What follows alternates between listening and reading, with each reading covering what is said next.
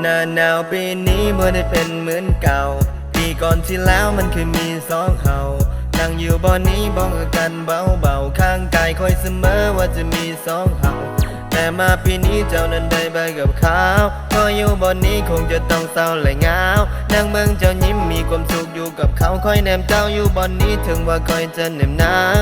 วหนาวใจหนาวกายเห็นคนที่ฮักจะต้องไปอยู่กับใครหนาวใจ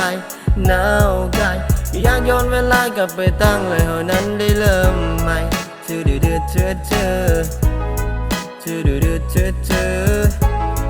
ชื่อดื้อดื้อเชื่อเชื่อหมู่เฮาย่างเข้ามาเอามือมาตบบ่ามันบอกบ่ต้องสนใจกับคนที่มันบ่เห็นค่าคนที่เขาบ่ฮักเฮาเลยเฮ็ดให้เฮาสิน้ำตามันบอกบ่เป็นหยังเสียวกูอยู่ข้างมึงตลอดเวลา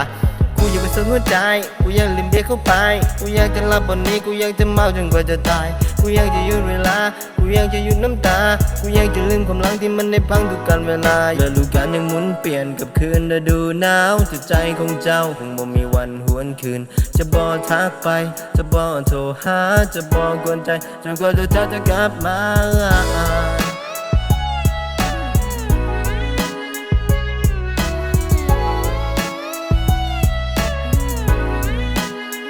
หน้าหนาวปีนี้บ่ได้เป็นเหมือนเก่าปีก่อนที่แล้วมันเคยมีสองเฮานั่งอยู่บ่อนี้บอกกันเบาๆข้างกายคอยเสมอว่าจะมีสองเฮาแต่มาปีนี้เจ้านั้นได้ไปกับเขาคอยอยู่บ่อนี้คงจะต้องเศร้าและเหงานั่งเบิ่งเจ้ายิ้มมีความสุขอยู่กับเขาคอยแนมเจ้าอยู่บ่อนี้ถึงว่าคอยจะเหน็บหนา